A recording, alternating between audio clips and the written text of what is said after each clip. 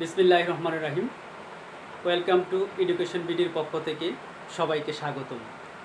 আমি মোহাম্মদ হাবিবুর রহমান, সহকারী শিক্ষক, মুকুন্দপুর উচ্চ বিদ্যালয়। সুপ্রিয় শিক্ষার্থী, আজকে অষ্টম শ্রেণীর বিজ্ঞানের দ্বিতীয় অধ্যায়ের জীবের বৃদ্ধি ও বংশগতির দ্বিতীয় পর্বের ক্লাস নিয়ে আমি তোমাদের সামনে উপস্থিত হয়েছি। আমি আজকে দ্বিতীয় পর্বের ক্লাসে যে বিষয়ে আলোচনা করব তার কিছু সংক্ষিপ্ত আলোচ্য বিষয় আমি আমার বোর্ডে উপস্থাপন করেছি। আজকে যে বিষয়ে আমি আলোচনা করব, 1 নম্বর হচ্ছে নিউক্লিয়াস, 2 নম্বর ক্রোমোজোম, 3 নম্বর হচ্ছে মাইটোসিস কোষ বিভাজন। সুপ্রিয় শিক্ষার্থী, মাইটোসিস কোষ বিভাজন আসলেই একটা গুরুত্বপূর্ণ একটা বিষয় এবং মাইটোসিস কোষ বিভাজন একটি ধারাবাহিক পদ্ধতি। মাইটোসিস কোষ বিভাজনের ফলেই আমরা জানি আমাদের দেহের বৃদ্ধি হয়েছে, উদ্ভিদের বৃদ্ধি হয়েছে। মাইটোসিস কোষ বিভাজনের ফলেই প্রজনন বৃদ্ধি হয়েছে। হ্যাঁ, একটা উদ্ভিদ থেকে অসংখ্য উদ্ভিদের সৃষ্টি হয়েছে, একটা জীব থেকে অসংখ্য জীবের সৃষ্টি হয়েছে। আমরা আজকে এই গুরুত্বপূর্ণ টপিকস নিয়ে তোমাদের সামনে আমি হাজির হয়েছি। আশা করি তোমরা মনোযোগ সহকারে ক্লাসটা শুনবা এবং গুরুত্বপূর্ণ কোনো কিছু তোমাদের মনের মতো কোনো কিছু হলে তোমরা অবশ্যই নোট ডাউন করে রাখার চেষ্টা করবা। সুপ্রিয় শিক্ষার্থী, আমি যে বিষয়টা আলোচনা করব, নিউক্লিয়াস সম্পর্কে আমি প্রথমেই নিউক্লিয়াসের চিত্রটা অঙ্কন করে আমি তোমাদেরকে দেখানোর চেষ্টা করি। প্রথমে আমরা একটা বৃত্তের মতো এরকম একটা গোলক আঁকবো। গোলকটা আঁকার পর আরেকটা গোলক আঁকার চেষ্টা করবো, আরেকটা গোলক আঁকবো। তারপর এটার ভিতরে এরকম পেঁচানো সুতার মতো কিছু আমি আঁকবো। এখন এগুলাকে আমি আইডেন্টিফাই করব। আসলে এটা কিন্তু একটা চিত্র, নিউক্লিয়াস চিত্র। এই হচ্ছে একটা নিউক্লিয়াসের চিত্র। এটাকে আমরা নামকরণ করব, কোনটার কি নাম। এবং মাইটোসিস কোষ বিভাজনের ক্ষেত্রে নিউক্লিয়াসের অনেক অবদান। আমরা সর্বপ্রথমে নিউক্লিয়াসের সংজ্ঞাটা আগে জেনে নেই। নিউক্লিয়াস কোষের ভিতরে ঘন কালো গোলাকার যে বস্তুটি দেখা যায় তাকে বলা হয় নিউক্লিয়াস। শিক্ষার্থী, আমি আবার বলছি, কোষের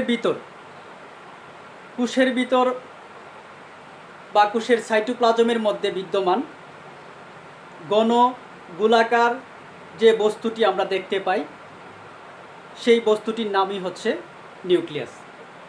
তাহলে নিউক্লিয়াসের সম্পর্কে আমরা জানলাম, নিউক্লিয়াসের সংজ্ঞাটা জানলাম। নিউক্লিয়াস আবিষ্কার করেছেন বিজ্ঞানী রবার্ট ব্রাউন। এগুলো তোমরা খাতায় লিখে রাখবে, এগুলো গুরুত্বপূর্ণ বিষয়। তারপরে হচ্ছে নিউক্লিয়াস এমন একটা অঙ্গাণু, কোষের এমন একটা অঙ্গাণু, নিউক্লিয়াসকে কোষের প্রাণ বলা হয়। মোট কথা, নিউক্লিয়াস যদি কোনো কোষের মধ্যে নিউক্লিয়াস যদি অনুপস্থিত থাকে, সেটাকে কোষ বলা যাবে না, সেটাকে প্রকৃত কোষ বলা যাবে না। তাহলে আমরা বলতে পারি আসলেই কোষের প্রধান উপাদানই হচ্ছে নিউক্লিয়াস। বন্ধুরা, তাহলে এই নিউক্লিয়াসের মধ্যে কি আছে? আমরা এই যে পরিধির মতো যে একটা গোলাকার বৃত্তটা অঙ্কন করতে, যে চতুর্দিকে যে একটা আমরা একটা দেওয়াল দেখতে পাচ্ছি, পর্দা দেখতে পাচ্ছি, এটার নাম হচ্ছে নিউক্লিয়ার মেমব্রেন বা নিউক্লিয়ার পর্দা। নিউক্লিয়ার পর্দা, এই যে জিনিসটা আমরা দেখতে পাচ্ছি, এটার নাম হচ্ছে নিউক্লিয়ার পর্দা। তারপরে আমরা এই যে নিউক্লিয়াসের ভিতরে আরেকটা কালো জিনিস আমরা দেখতে পাচ্ছি, এটার নাম হচ্ছে নিউক্লিউলাস।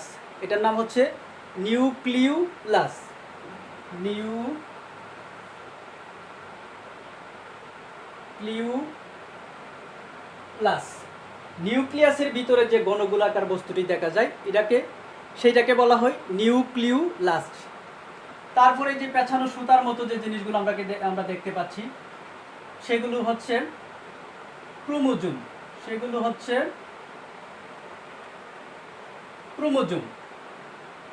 হচ্ছে ক্রোমোজোম।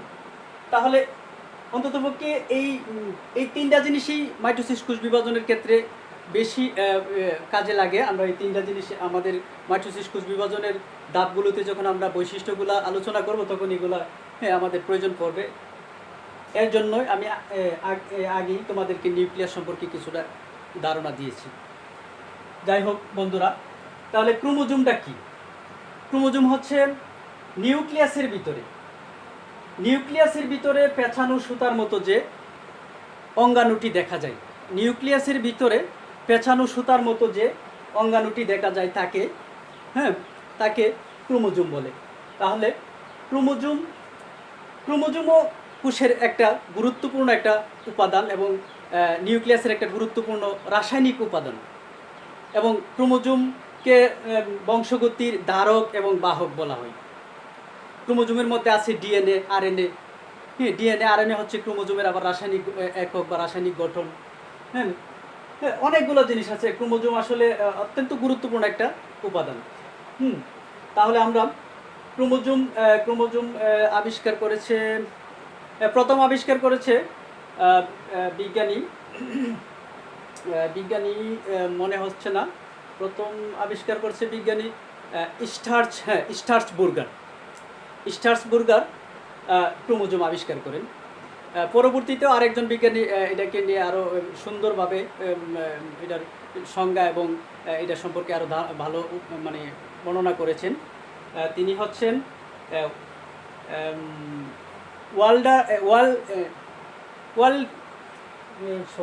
এখন মনে পড়তেছে না, যাই হোক পরে ওয়ালডেয়ার পরবর্তীতে ক্রোমোজোম সম্পর্কে অনেক সুন্দর উপস্থাপন করেন। যাই হোক, আমরা ক্রোমোজোম সম্পর্কে মোটামুটি একটা ধারণা নিলাম, নিউক্লিয়াস সম্পর্কে একটু ধারণা নিলাম। আমার প্রথম কথা ছিল যে আমি নিউক্লিয়াস সম্পর্কে তোমাদেরকে কিছুটা ধারণা দিব, তারপর ক্রোমোজোম সম্পর্কে আমাদের একটা ধারণা হয়ে গেছে। এই যে পেঁচানো সুতার মতো যে জিনিসগুলোই হচ্ছে আমাদের ক্রোমোজোম। তাহলে ক্রোমোজোম সম্পর্কে আমরা জানলাম, ক্রোমোজোমকে আবিষ্কার করছে তাও আমরা জানলাম, ক্রোমোজোম আবিষ্কার করছে স্টার্সবুর্গার, তা আমরা জানলাম। ক্রোমোজোম একটা গুরুত্বপূর্ণ উপাদান, তাও আমরা জানলাম। ক্রোমোজোম কোথায় থাকে? ক্রোমোজোম থাকে নিউক্লিয়াসের ভিতরে। নিউক্লিয়াস কোথায় থাকে? কোষের ভিতরে, কোষের সাইটোপ্লাজমের মধ্যে।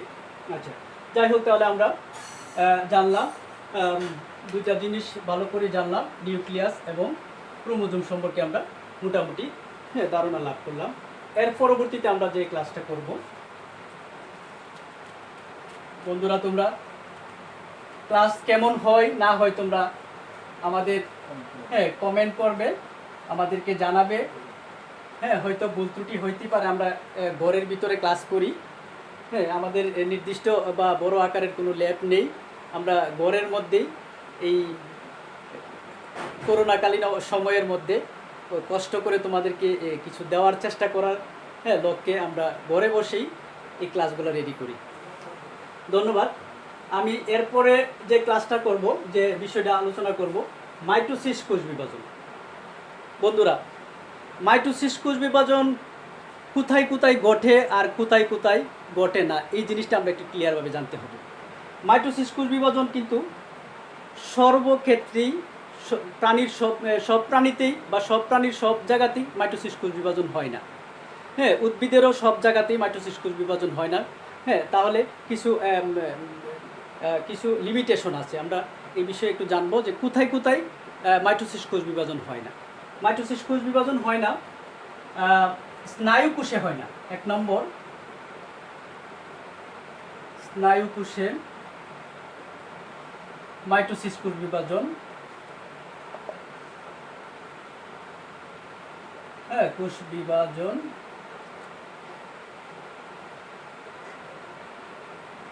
হয় না।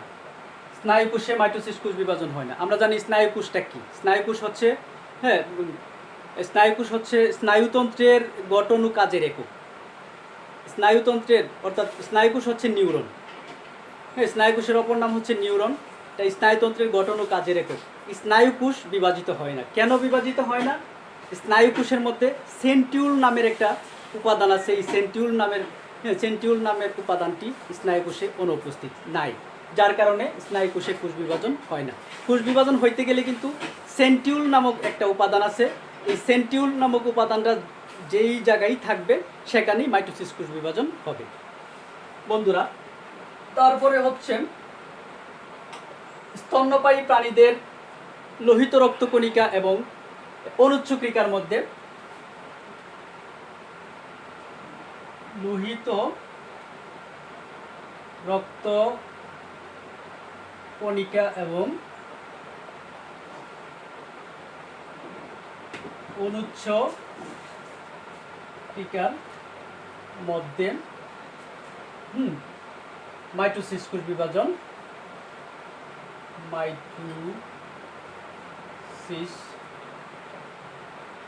কোষ বিভাজন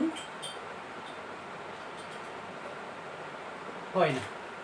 তাহলে স্তন্যপায়ী প্রাণীদের লোহিত রক্তকণিকা এবং অনুচ্চক্রিকার মধ্যে কি হয় না? মাইটোসিস কোষ বিভাজন হয় না। কেন হয় না? একটা জিনিসের অনুপস্থিতির কারণেই হয় না। সেই জিনিসটার নাম হচ্ছে সেন্টিউল। সেন্টিউল না থাকলে কোষ বিভাজন হবে না। তারপরে হচ্ছে উদ্ভিদের ক্ষেত্রে আমরা যদি মনে করি, উদ্ভিদের স্থায়ী টিস্যুতে কোষ বিভাজন হয় না। উদ্ভিদের স্থায়ী টিস্যুতে কোষ বিভাজন বা মাইটোসিস কোষ বিভাজন হয় না। উদ্ভিদের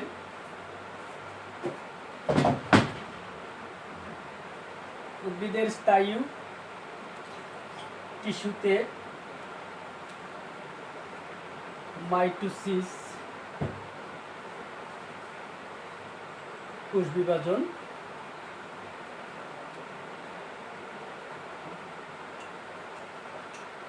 হয় না। তাহলে বন্ধুরা আমরা জানলাম কোথায় কোথায় মাইটোসিস কোষ বিভাজন হয় না। প্রথমত জানলাম স্নায়ু কোষের মধ্যে মাইটোসিস কোষ বিভাজন হয় না। দ্বিতীয়ত জানলাম লোহিত রক্তকণিকা এবং অনুচ্চক্রিকার মধ্যে মাইটোসিস কোষ বিভাজন হয় না। তৃতীয়ত আমরা জানলাম যে উদ্ভিদের স্থায়ী টিস্যুতে মাইটোসিস কোষ বিভাজন হয় না। তাহলে বন্ধুরা আমরা ক্লিয়ার যে এই বিষয়গুলো এই জায়গায় বা এই অবস্থানের মধ্যে মাইটোসিস কোষ বিভাজন হয় না, আর বাকি সব উদ্ভিদ এবং প্রাণীর বাকি সব জায়গাতেই মাইটোসিস কোষ বিভাজন হয়ে থাকে।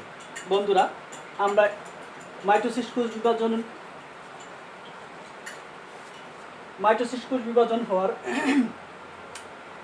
আমরা মাইটোসিস কোষ বিভাজন সম্পর্কে এখন আলোচনা করব। মাইটোসিস কোষ বিভাজন হচ্ছে একটি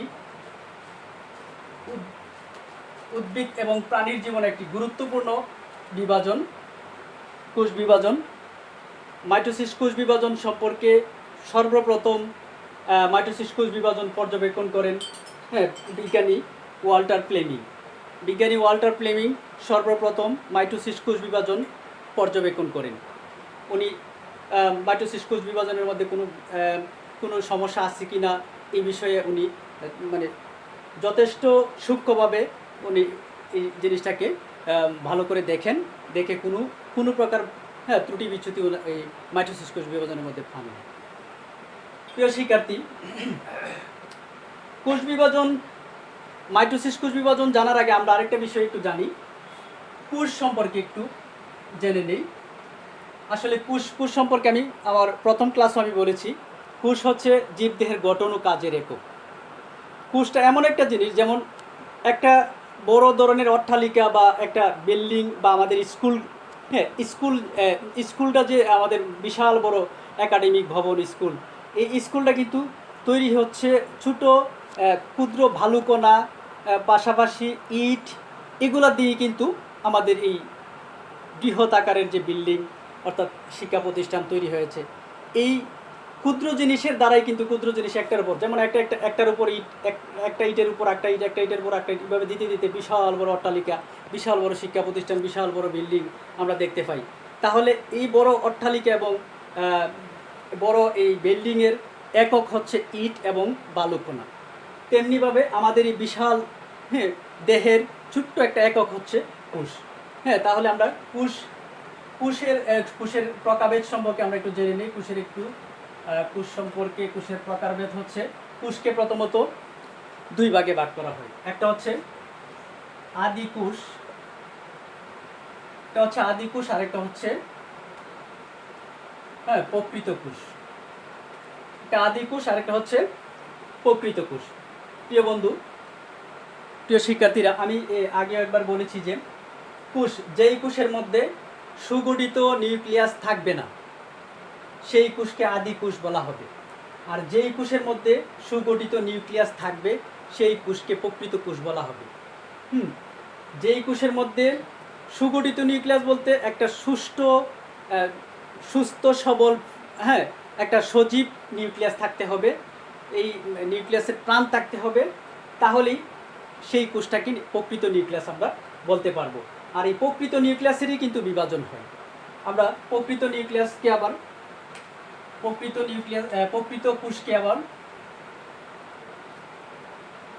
কোষকে আবার দুই ভাগে ভাগ করা হয়েছে।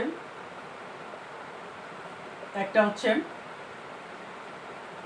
দেহ কোষ, আরেকটা হচ্ছে জনন কোষ। বন্ধুরা, তোমরা অবশ্যই দেখতে পাচ্ছ, একটু মনোযোগ সহকারে লক্ষ্য করবা। প্রকৃত কোষকে দুই ভাগে ভাগ করা হয়েছে, একটা হচ্ছে দেহ কোষ আর একটা হচ্ছে জনন কোষ। আমরা আমাদের কাঙ্ক্ষিত লক্ষ্যে আমরা যাওয়ার জন্য মাইটোসিস কোষ বিভাজনটা কোথায় হয়ে থাকে? মাইটোসিস কোষ বিভাজন হয়ে থাকে বন্ধুরা এই যে দেহ কোষের মধ্যেই মাইটোসিস কোষ বিভাজন হয়। মাইটোসিস কোষ বিভাজন কোথায় হয়? দেহ কোষের মধ্যে হয়ে থাকে। আর জনন কোষের মধ্যে হয়ে থাকে আমাদের মিওসিস কোষ বিভাজন। জনন কোষে হয়ে থাকে মিওসিস কোষ বিভাজন। তাহলে আমরা আমাদের আজকের যে প্রধান যে আলোচ্য বিষয় মাইটোসিস কোষ বিভাজন, সেই মাইটোসিস কোষ বিভাজনের দিকে আমরা অগ্রসর হই। আমরা জানলাম যে কোষ দুই প্রকার, আদি কোষ, প্রকৃত কোষ। আদি কোষের মধ্যে সুগঠিত নিউক্লিয়াস নাই, প্রকৃত কোষের মধ্যে সুগঠিত নিউক্লিয়াস আছে। প্রকৃত কোষকে আবার দুই ভাগে ভাগ করা হয়েছে, দেহ কোষ, জনন কোষ। প্রকৃত দেহ কোষ, জনন কোষ। দেহ কোষটা কাকে বলি? যে কোষ দেহ গঠনে অংশগ্রহণ করে, যেই কোষ দেহ গঠনে অংশগ্রহণ করে তাকে দেহ কোষ বলে। আর যেই কোষ জনন কাজে অংশগ্রহণ করে সেই কোষকে জনন কোষ বলে। বন্ধুরা লক্ষ্য করো, তাহলে দেহ কোষের মধ্যে হয়ে থাকে কি? মাইটোসিস কোষ বিভাজন। আমরা আজকের প্রধান আলোচ্য বিষয় হচ্ছে মাইটোসিস কোষ বিভাজনই। তাহলে আসো আমরা মাইটোসিস কোষ বিভাজন সম্পর্কে আলোচনা করি। আমরা মাইটোসিস কোষ বিভাজন নিয়ে আলোচনা করব। এগুলো মুছে ফেলি। তোমরা তোমাদের খাতায় লিখে রাখবে আশা করি। মাইটোসিস কোষ বিভাজন, মাইটোসিস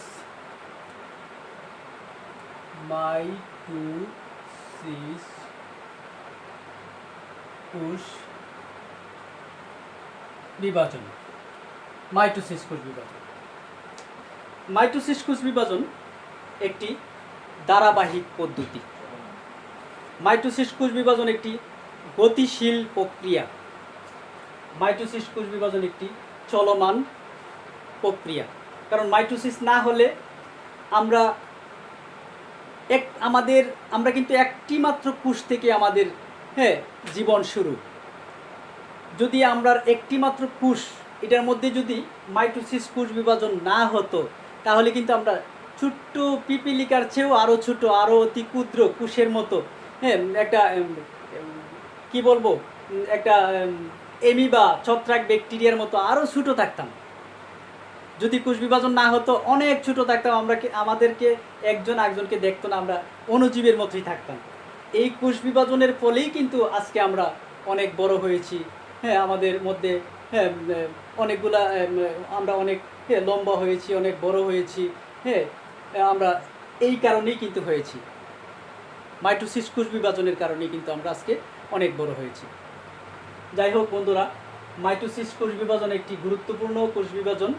সেই কোষ বিভাজনটি হওয়ার দুটি দুটি পর্যায়ে মাইটোসিস কোষ বিভাজনটি সম্পন্ন হয়।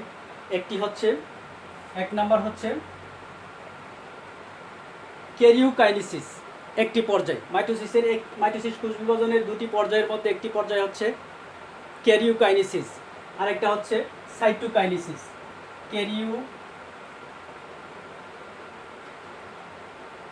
ক্যারিওকাইনেসিস, আরেকটা হচ্ছে সাইটোকাইনেসিস। একটা হচ্ছে ক্যারিওকাইনেসিস আর একটা হচ্ছে সাইটোকাইনেসিস, অর্থাৎ এগুলো হচ্ছে পর্যায়, দুটি পর্যায়। মাইটোসিস কোষ বিভাজনের পর্যায় হচ্ছে দুটি পর্যায়, একটি হচ্ছে ক্যারিওকাইনেসিস, একটা হচ্ছে সাইটোকাইনেসিস। এখানের মধ্যে বন্ধুরা ক্যারিওকাইনেসিসটা কি এবং সাইটোকাইনেসিসটা কি? ক্যারিওকাইনেসিসটা হচ্ছে নিউক্লিয়াসের বিভাজনকে ক্যারিওকাইনেসিস বলে। নিউক্লিয়াসের বিভাজন কি বলে? ক্যারিওকাইনেসিস বলে। তাহলে নিউক্লিয়াসের এটা লিখে রাখবে আশা করি। নিউক্লিয়াসের বিভাজনকে ক্যারিওকাইনেসিস বলে। তাহলে নিউক্লিয়াসের বিভাজনটা কিভাবে হয় আমরা একটু ধরে নেই। একটা নিউক্লিয়াস, আমি এটা সম্পূর্ণটাই মুছে ফেলি। ধরলাম এটা হচ্ছে একটা নিউক্লিয়াসের বিভাজনকে ক্যারিওকাইনেসিস বলে। আমরা জানি যে বিভাজন শব্দের অর্থ হলো কি? ভাঙন। বিভাজন শব্দের অর্থ বিভক্ত করা, ডিভাইডেড করা, আলাদা করা। এই নিউক্লিয়াসকে আমি দুই ভাগে বিভক্ত করি, করে এই হচ্ছে একটা নিউক্লিয়াস, এই হচ্ছে আরেকটা নিউক্লিয়াস। দুইটা নিউক্লিয়াসকে আমি দুই ভাগে বিভক্ত করলাম। এটা হচ্ছে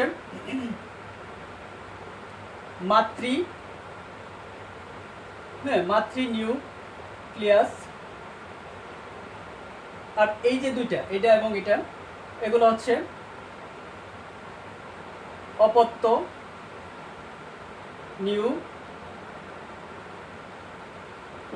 নিউক্লিয়াস।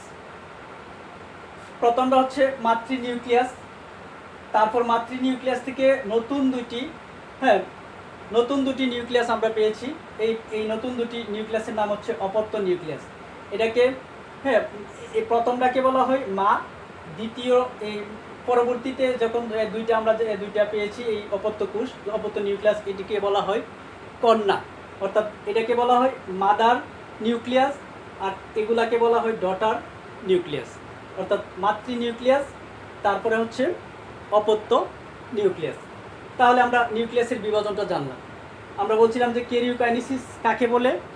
নিউক্লিয়াসের বিভাজনকে ক্যারিওকাইনেসিস বলে। তাহলে নিউক্লিয়াসের বিভাজনটা আমরা জানলাম। তারপরে আসো সাইটোপ্লাজমের বিভাজন, সাইটোকাইনেসিস। পরবর্তী পর্যায়ে হচ্ছে আমাদের সাইটোকাইনেসিস।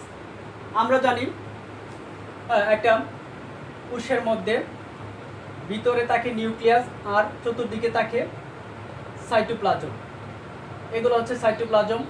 এটা একটা ধরে নিলাম একটা কোষের মাঝখানে বা কেন্দ্রে থাকে নিউক্লিয়াসের চতুর্দিকে থাকে সাইটোপ্লাজম। এখন সাইটোপ্লাজমের বিভাজনকে বলা হয় সাইটোকাইনেসিস। তাহলে সাইটোপ্লাজমের বিভাজন বলতে আমরা এটাকে যদি আমি সমান দুই ভাগে বিভক্ত করি, একদিকে নিউক্লিয়াসও বিভাজিত হচ্ছে, অন্যদিকে সাইটোপ্লাজমও বিভাজিত হচ্ছে। তাহলে দুইটা অপত্য সাইটোপ্লাজম হবে, দুই ভাগে বিভক্ত হয়ে নিউক্লিয়াসটার মতোই হবে, দুইটা নতুন করে দুইটা সাইটোপ্লাজম তৈরি হলো। তাহলে সাইটোপ্লাজমের বিভাজনকে বলা হয় কি? সাইটোকাইনেসিস। সাইটোপ্লাজমের বিভাজনকে বলা হয় সাইটোকাইনেসিস। এটা হচ্ছে মাতৃ সাইটোপ্লাজম, আর এটা হচ্ছে অপত্য। এই দুইটা হচ্ছে অপত্য সাইটোপ্লাজম। দুইটা আমরা সুন্দরভাবে দেখতে পেলাম, তোমরা মনোযোগ সহকারে বোঝার চেষ্টা করবে।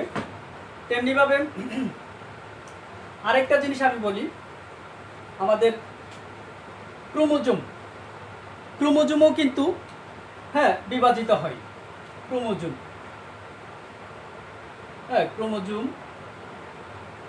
আমি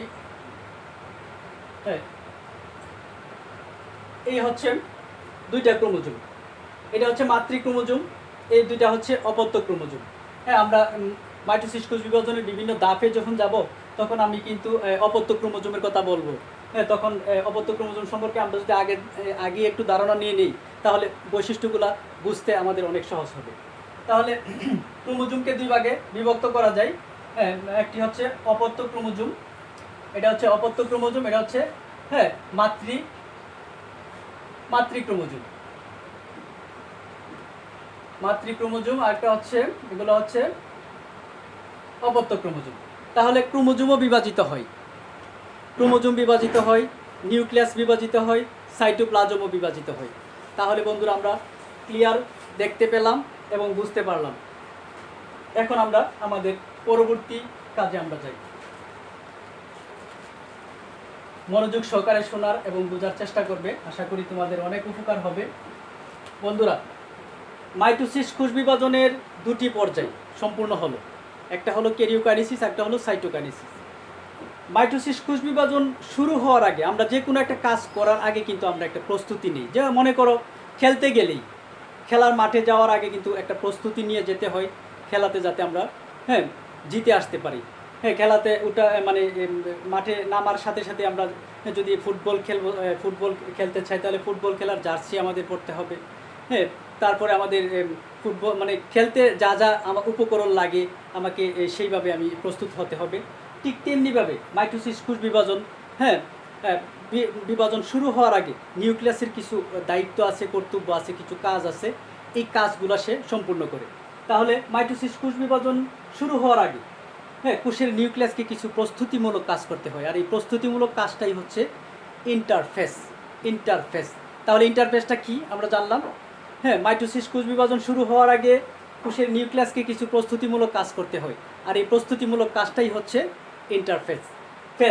আমরা কিন্তু অনেকটা এগিয়ে গেছি। আমরা এখন মাইটোসিস কোষ বিভাজনের মধ্যে ক্যারিওকাইনেসিস আর সাইটোকাইনেসিস। ক্যারিওকাইনেসিসের আবার 5টি ধাপ রয়েছে। ক্যারিওকাইনেসিসের 5টি ধাপ আমরা লিখব।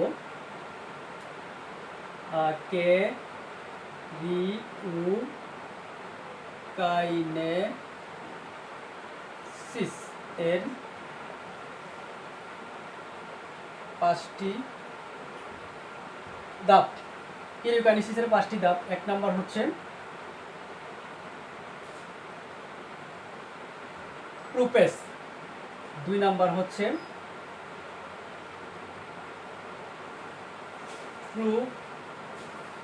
মেটাফেজ, 3 নাম্বার হচ্ছে মেটাফেজ,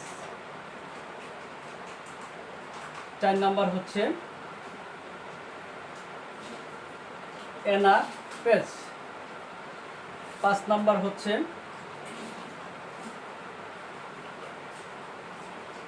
টেলুফেজ। এই হলো ক্যারিওকাইনেসিসের 5টি ধাপ। ক্যারিওকাইনেসিসের প্রথম ধাপের নাম হচ্ছে প্রোফেজ, দ্বিতীয় ধাপের নাম হচ্ছে প্রোমেটাফেজ, তৃতীয় ধাপের নাম হচ্ছে মেটাফেজ, চতুর্থ ধাপের নাম হচ্ছে অ্যানাফেজ, হ্যাঁ, পঞ্চম ধাপের নাম হচ্ছে টেলুফেজ। এই হচ্ছে ক্যারিওকাইনেসিসের 5টি ধাপ। তাহলে বন্ধুরা, ক্যারিওকাইনেসিসের 5টি ধাপ মানে মাইটোসিস কোষ বিভাজনের ধাপ, মাইটোসিস কোষ বিভাজনের 5টি ধাপ। তাহলে আমরা হ্যাঁ ক্যারিওকাইনেসিসের এই 5টি ধাপ সম্পর্কে আমরা কিছু আলোচনা করব, কিছু বৈশিষ্ট্য লিখব, তোমরা খাতায় লিখে রাখবে। দেখো, আমরা লক্ষ্য করতে পারছি সবগুলোর মধ্যেই হ্যাঁ ফেস আছে না? অনেক বিশাল জটিল ফেস। হ্যাঁ, এই ফেসটি হচ্ছে কার ফেস জানো? অনেক মজার বিষয়। এই ফেসটা হচ্ছে হ্যাঁ ক্রোমোজোমের ফেস। ক্রোমোজোমটা দেখতে কীরকম বলছিলাম? ক্রোমোজোমটা হচ্ছে পেঁচানো সুতার মতো। এটা কিন্তু হ্যাঁ পেঁচিয়ে মানে নিউক্লিয়াসের ভিতরে মানে অন্যগুলো অঙ্গাণুর সাথে পেঁচিয়ে থাকে। এই কারণে এই ফেসই হচ্ছে একমাত্র ক্রোমোজোমের ফেস।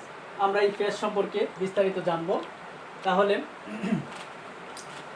বন্ধুরা, আমি এখন ক্যারিওকাইনেসিসের প্রথম যে ধাপ, সেই ধাপের নাম হচ্ছে প্রোফেজ ধাপের একটা চিত্র আমি তোমাদের সামনে উপস্থাপন করি। প্রথম চিত্রটা হচ্ছে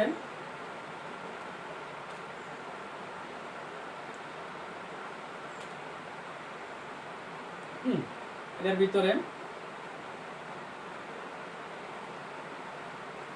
এই হচ্ছে আমাদের চিত্রটা। এটার ভিতরে আছে আমাদের নিউক্লিওলাস, হ্যাঁ, ক্রোমোজোম, পেঁচানো সুতার মতো যে এগুলো হচ্ছে আমাদের ক্রোমোজোম, হ্যাঁ, আমরা দেখতে পাচ্ছি। এটা হচ্ছে চিত্র, হ্যাঁ, প্রোফেস। এই চিত্রটা হচ্ছে প্রোফেস। এখানের মধ্যে আছে আমাদের এই যে পর্দা, এটার নাম হচ্ছে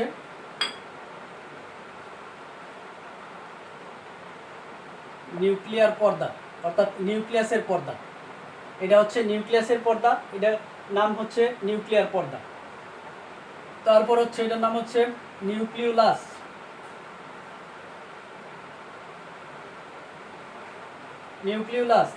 এই যে এটার নাম হচ্ছে ক্রোমাটিন তন্তু। ক্রোমাটিন তন্তু, দ্যাট মিন্স ক্রোমোজোম। ক্রোমাটিন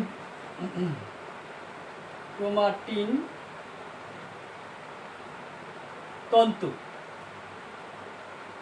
তন্তু মানে সুতা, ক্রোমাটিন তন্তু।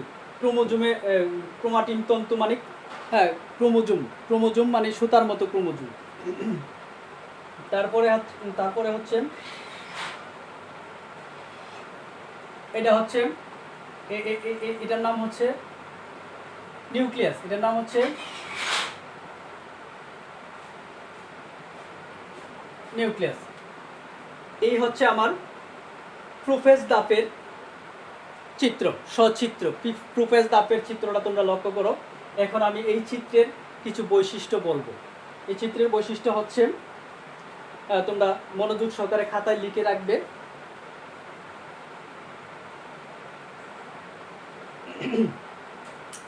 এই দাপের প্রথম বৈশিষ্ট্য হচ্ছে আমাদের নিউক্লিয়াস আকারে বড় হয়। এই দাপের প্রথম বৈশিষ্ট্যটা কি? নিউক্লিয়াস আকারে, হ্যাঁ, বড় হয়, অর্থাৎ নিউক্লিয়াসটা আকারে অনেক বড়। এই যে নিউক্লিয়াসটা আমরা দেখতে পাচ্ছি, এই নিউক্লিয়াসটা আকারে অনেক বড়। প্রথম বৈশিষ্ট্য হচ্ছে কি? এই দাপে নিউক্লিয়াস আকারে বড় হয়। দ্বিতীয় বৈশিষ্ট্য হচ্ছে এটি একটি দীর্ঘস্থায়ী দাপ। মাইটোসিস কোষ বিভাজনের একটি দীর্ঘস্থায়ী দাপ হচ্ছে এই প্রোফেস দাপ। তাহলে এটি আমি যদি লিখে রাখি, মুছে ফেলি, তারপরে বৈশিষ্ট্যগুলো লিখিয়ে দিই তোমাদেরকে।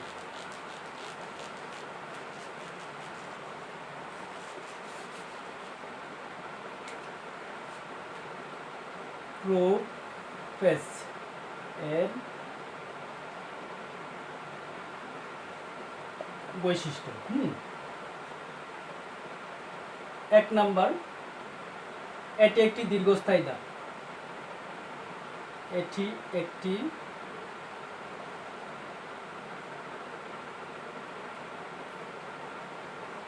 দীর্ঘস্থায়ী দাপ। দ্বিতীয়ত হচ্ছে এই দাপে নিউক্লিয়াস আকারে বড় হয়। এ দাপে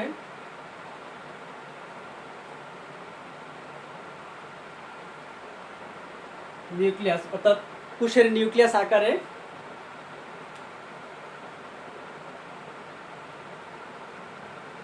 বড় হয়। তৃতীয়, 3টা করে বৈশিষ্ট্য আমি লিখব।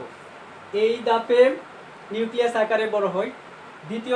তৃতীয়ত হচ্ছে এই দাপে পানির বিয়োজন ঘটে। এই দাপে পানির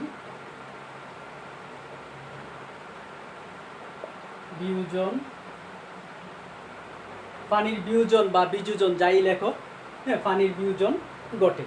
এই হলো প্রোফেস এর বৈশিষ্ট্য। এটি মাইটোসিস কোষ বিভাজনের বা ক্যারিওকাইনেসিসের প্রথম ধাপ, একটি ধাপ। সেই ধাপের সেই ধাপটা একটি বড় দীর্ঘস্থায়ী ধাপ এবং বড় ধাপ। এই ধাপে নিউক্লিয়াস আকারে বড় হয়। এই ধাপে পানির বিয়োজন ঘটে। তাহলে বন্ধুরা প্রুফেস সম্পর্কে আমরা জানলাম। এর পরবর্তী ধাপ হচ্ছে আমাদের প্রুফেসের পরে হচ্ছে ফ্লো মেটাফেজ। ফ্লো মেটাফেজ সম্পর্কে আমরা জানব। চিত্রগুলো আমি যেভাবে আঁকছি তোমরা তোমাদের বই দেখে দেখে তোমরা এরকমভাবে চিত্রগুলো আঁকার চেষ্টা করবা। এগুলো আঁকার চেষ্টা করবা এরকমভাবে।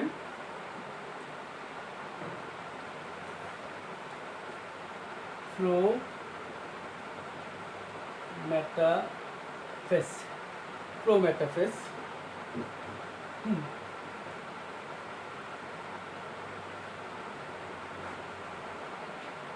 এরকমভাবে আঁকার চেষ্টা করবা।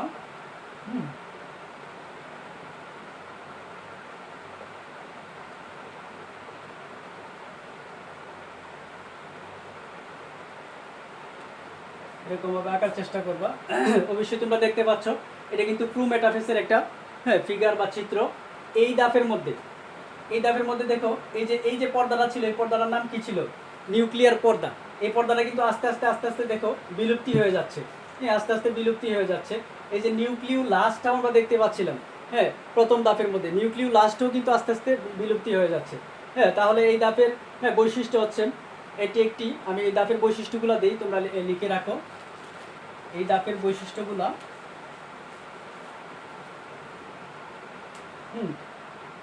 বৈশিষ্ট্য তোমরা চিত্রগুলা বইয়ের থেকেই সংগ্রহ করবা, করে আমার বৈশিষ্ট্যের সাথে মিল রেখে পড়বা। 1 নাম্বার, এটি একটি স্বল্পস্থায়ী ধাপ। এটি একটি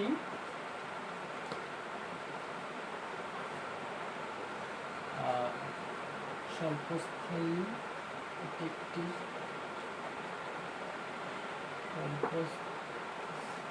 স্বল্পস্থায়ী ধাপ। এটি একটি স্বল্পস্থায়ী ধাপ। তারপরে দ্বিতীয় বৈশিষ্ট্য হচ্ছে এ ধাপে নিউক্লিয়ার পর্দা এবং নিউক্লিওলাস বিলুপ্ত হয়ে যায়। এ ধাপে নিউক্লিয়ার পর্দা বিলুপ্ত হয়ে যায়। আমি বড় করে লিখি না, সংক্ষিপ্ত করে লিখছি। এ ধাপে নিউক্লিয়ার পর্দা ও নিউক্লিওলাসও বিলুপ্ত হয়ে যায়। নিউক্লিওলাস আমি লিখি নাই। এই ধাপে নিউক্লিয়ার পর্দা বিলুপ্ত হয়ে যায়, তোমরা বুঝে নিও। তারপর হচ্ছে এই ধাপে স্পিন্ডল যন্ত্রের সৃষ্টি হয়। এই ধাপে একটি নতুন একটা যন্ত্র সৃষ্টি হয়, এই যন্ত্রটার নাম হচ্ছে স্পিন্ডল যন্ত্র। তৃতীয় বৈশিষ্ট্য হচ্ছে এ ধাপে একটি স্পিন্ডল যন্ত্রের সৃষ্টি হয়। এ ধাপে একটি স্পিন্ডল যন্ত্রের সৃষ্টি হয়। আমি আবার ধাপগুলোর বৈশিষ্ট্যগুলো বলছি। এই ধাপের এটি একটি স্বল্পস্থায়ী ধাপ, অল্প সময়ের মধ্যে ধাপটার কাজ শেষ হয়ে যায়। এ ধাপে নিউক্লিয়ার পর্দা এবং নিউক্লিওলাস বিলুপ্ত হয়ে যায়। তৃতীয় বৈশিষ্ট্য হচ্ছে এ ধাপে একটি স্পিন্ডল যন্ত্রের সৃষ্টি হয়। তাহলে বন্ধুরা আমরা তৃতীয় যে ধাপটা, সেই ধাপটা সম্পর্কে জানব। তৃতীয় ধাপটা হচ্ছে আমাদের মেটাফেজ।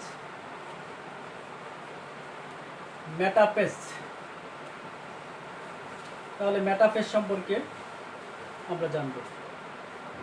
মেটাফেজ সম্পর্কে আমরা জানব। মেটাফেজের চিত্রটা হচ্ছে আমাদের, মেটাফেজের চিত্রটা এরকম।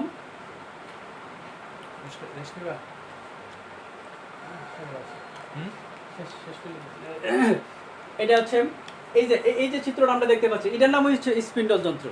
এই স্পিন্ডল যন্ত্রের মধ্যেই কিন্তু এই স্পিন্ডল যন্ত্রের মধ্যে রয়ে গেছে। স্পিন্ডল যন্ত্রটা আমি একটু আলোচনা করি স্পিন্ডল যন্ত্রটা সম্পর্কে।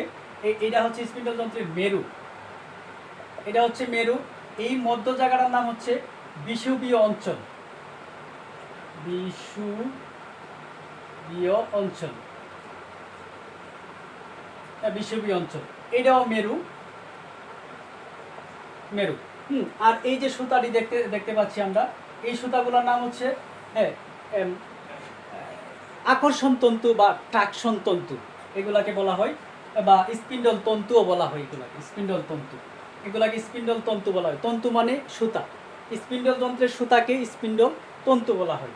তাহলে হ্যাঁ বন্ধুরা, আমরা মেটাফেসের যে বৈশিষ্ট্যটা এটাতে আমরা আলোচনা করব। মেটাফেসের যে ইয়েতে মেটাফেসের চিত্র ধরে নাও, এটা মেটাফেসের চিত্র একটা। হ্যাঁ, তাহলে মেটাফেসের মধ্যে কি হয়? হ্যাঁ, মেটাফেসের মধ্যে দেখো, এই যে আমি কিছু কিছু ক্রোমোজোম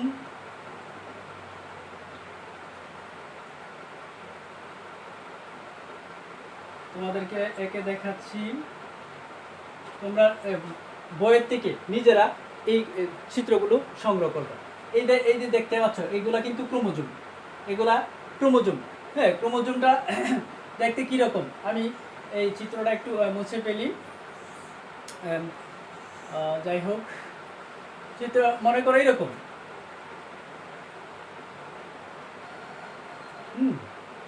এই হচ্ছে, এটা কিন্তু একটা ক্রোমোজোম। এই ক্রোমোজোমের হ্যাঁ, এই ক্রোমোজোমগুলা কিন্তু এখানে এই যে এই স্পিন্ডল যন্ত্রের বিষুবীয় অঞ্চলে কিন্তু অবস্থান করছে। বিষুবীয় অঞ্চল বলতে মাঝখানে এই ক্রোমোজোমগুলো অবস্থান করছে। তাহলে বন্ধুরা, এই ক্রোমোজোমটার আরেকটু বৈশিষ্ট্য আলোচনা করি। এই যে মাঝখানে, এই যে এখানে গোলাকার যে জিনিসটা দেখতে পাচ্ছি, এটার নাম হচ্ছে সেন্ট্রোমিয়ার। এটার নাম হচ্ছে সেন্ট্রোমিয়ার। আর এই যে পাপড়ির মতো, ফুলের পাপড়ির মতো আমরা দেখতে পাচ্ছি, এগুলো হচ্ছে ক্রোমাটিড। অর্থাৎ ক্রোমোজোমের দুইটি গুরুত্বপূর্ণ উপাদান আছে, একটা হচ্ছে ক্রোমাটিড আর একটা হচ্ছে সেন্ট্রোমিয়ার। আমরা এই ক্রোমোজোমের চিত্রটা আমরা দেখতে পেলাম, ক্রোমোজোম কিভাবে অর্থাৎ ডাফের মধ্যে থাকে, অর্থাৎ স্পিন্ডল যন্ত্রের মধ্যে কিভাবে লেগে থাকে, স্পিন্ডল তন্তুর সাথে কিভাবে লেগে থাকে। তাহলে বন্ধুরা, আমরা এই ডাফের বৈশিষ্ট্য সম্পর্কে আলোচনা করব। এই ডাফের মধ্যে আবার ক্রোমোজোমগুলো আকারে খাটো এবং মোটা হয়, মোটা দেখায়। হ্যাঁ, শিক্ষার্থী,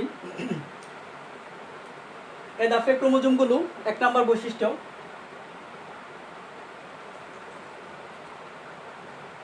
এ ডাফের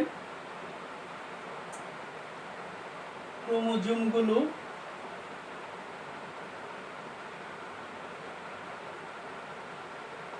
খাটো ও মোটা হয়। এ ডাফে ক্রোমোজোমগুলো খাটো এবং মোটা হয়। তাহলে এ ডাফে ক্রোমোজোমগুলো স্পিন্ডল যন্ত্রের কোথায় থাকে? বিষুবীয় অঞ্চলে অবস্থান করে। এ ডাফে ক্রোমোজোমগুলো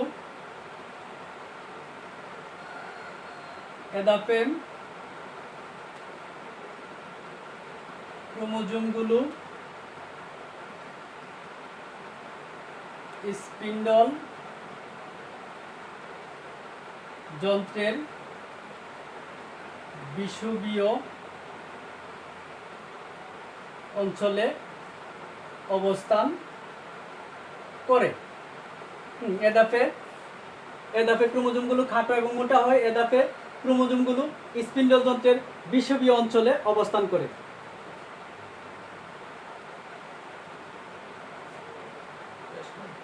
তারপর 3 নম্বর বৈশিষ্ট্য হচ্ছে, এ ধাপে ক্রোমাটিডগুলো সেন্ট্রোমিয়ারের সাথে যুক্ত থাকে। এ ধাপে 3 নম্বর বৈশিষ্ট্য, এ ধাপে ক্রোমাটিডগুলো, এই যে ক্রোমাটিডগুলো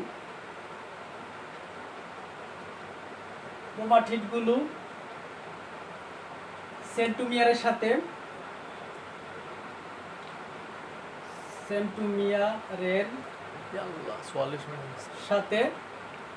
যুক্ত থাকে। তাহলে বন্ধুরা, মেটাফেসের বৈশিষ্ট্য শেষ হলো। তারপরে মেটাফেসের পরের ধাপ হচ্ছে প্রোমেটাফেস। আমরা তাড়াতাড়ি শেষ করব, আসলে ক্লাসটা অনেকটা লম্বা হয়ে যাচ্ছে। তারপরে হচ্ছে মেটাফেস, অ্যানাফেস। অ্যানাফেসের চিত্র আমি আঁকি না, অ্যানাফেসের জাস্ট খালি বৈশিষ্ট্যটি দিয়ে ফেলি, তোমরা চিত্র বইয়ের থেকে দেখে নিও। হ্যাঁ, প্রথম বৈশিষ্ট্য হচ্ছে অ্যানাফেসের অ্যানাফেস হচ্ছে মাইটোসিস কোষ বিভাজনের চতুর্থ ধাপ। এই ধাপের প্রথম ধাপে ক্রোমোজোমগুলো সেন্ট্রোমিয়ারের এ ধাপে ক্রোমোজোমগুলোর সেন্টোমিয়ার অর্থাৎ সেন্টোমিয়ার 2 ভাগে বিভক্ত হয়ে যায়। এ ধাপে সেন্টোমিয়ার 2 ভাগে বিভক্ত হয়ে যায়। এ ধাপে সেন্টোমিয়ার 2 ভাগে বিভক্ত হয়ে যায়। এ ধাপে অপত্য ক্রোমোজোমের সৃষ্টি হয়, 2 নাম্বার বৈশিষ্ট্য। এ ধাপে অপত্য ক্রোমোজোম এর সৃষ্টি হয়। এ ধাপে অপত্য ক্রোমোজোমের সৃষ্টি হয়। এ ধাপে অপত্য ক্রোমোজোমের সৃষ্টি হয়। তারপরে 3 নম্বর বৈশিষ্ট্য। 3 নম্বর বৈশিষ্ট্য হচ্ছে এ ধাপে ক্রোমোজোমগুলো ইংরেজি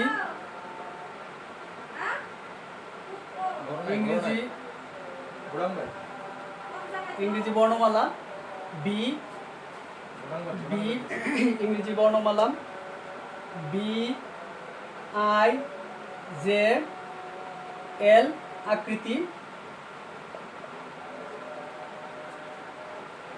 ধারণ করে। তাহলে বন্ধুরা এইটার 3টা বৈশিষ্ট্য হলো কি? প্রথম বৈশিষ্ট্যটা ছিল এ ধাপে সেন্টোমিয়ার